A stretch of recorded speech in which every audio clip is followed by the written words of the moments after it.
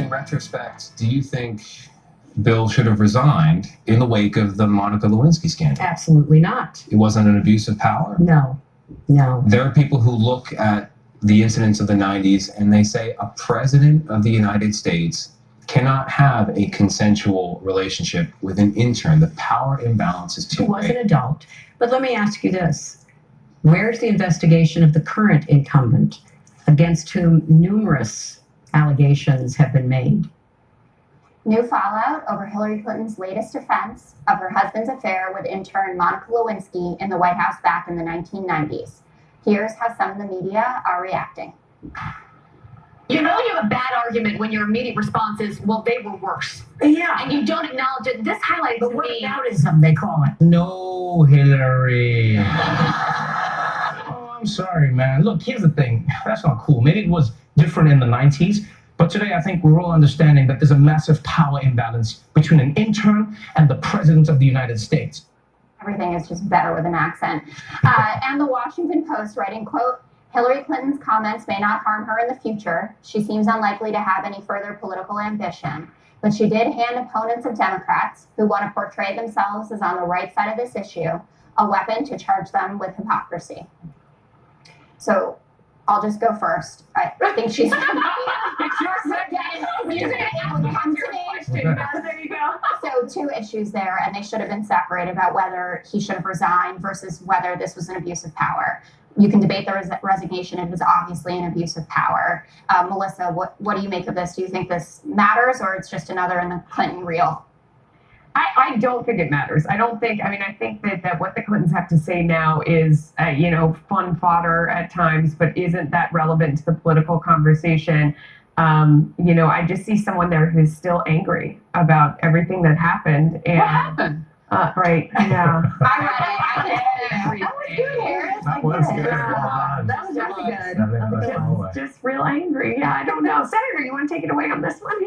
Oh my goodness, the president of the United States and an intern, how that's not an abuse of power. What is she talking about? And then the next pivot to, and what about somebody else? Yeah. I mean, this is why them happens, right? That people who are politically addicted, the only thing they can talk about is being anti something else in politics. This was an abuse of power. But what about the component? I'm curious, Harris, what you think of this. So things become exponentially more difficult when you're talking about your significant other. So I think if Hillary Clinton was asked, She's had a lot of practice. I mean, with all due respect, some of the answers it are fair flowing and by some now. of it not. And Melania really struggled with those questions in her ABC interview on Friday night.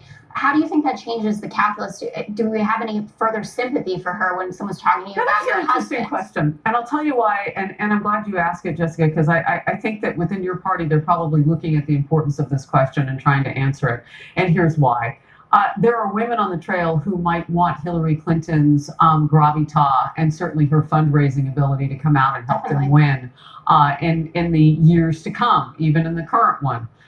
And so the question becomes, is this the woman that you want on the bandstand with you while you try to cultivate a following as a politician? That's a huge question that they're going to have to answer. And does it make it harder for Democrats to fundraise next year? I mean, is it a money question? Because if she says something like this, it damages her. You remember the But to one of Jessica's points, though, because you had mentioned the fact of does it change the dynamics because this is so personal for her. But what about her Bernd Strider and her 2008 campaign where she had a 30-year-old staffer who came to her and accused him of sexual harassment, yet what she decided to do was keep him on staff, despite her campaign manager at the time saying that they needed to fire him. She moved the woman, the 30-year-old woman, to a different position and kept Bernd Strider on the staff. So I think that's the bigger problem with Hillary Clinton. And I think the reason why she didn't appeal to so many women in this country is because they saw her as not believable. She lacked authenticity. What she said was not credible because she's out there. She's out there throughout her campaign saying every woman deserves to be heard, deserves to be believed, which I don't think every woman deserves to be believed. I think they should be heard, but we should look at the evidence. But she doesn't practice what she preaches. And so I think that was the bigger problem with Hillary Clinton and the 2016 election. Okay, so I'll take that. And Patty Solis-Doyle, who was integral in the 2008 campaign, has come out and spoken about the Bernd Strider issue.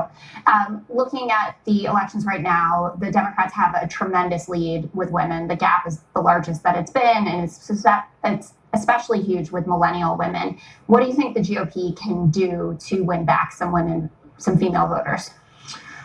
So we're saying 2 more segments here on this topic. All day. I mean, obviously the gender gap is gigantic right now. I think the president's +8 with men and -24 with women. And I see Harris is pulling us to a new Well, because topic. I've earmarked a section of your book that talks about that. So I was just Fire I'm away. getting ready. No, I mean, it just, in terms of just being able to name those things that you're oppositional to, that how important that is. And so, Hillary Clinton has thrown it out there, her views on women within the Democrat Party. Do they share those views? Will they use her to fundraise? We will find out in elections to come and when we hear more about Senator Sass's book. He's out with a new one, as you know, with some advice that we could all use. How to heal the anger and divisiveness that is racking the country right now. He's going to tell us how. Next, there's the book. Very exciting.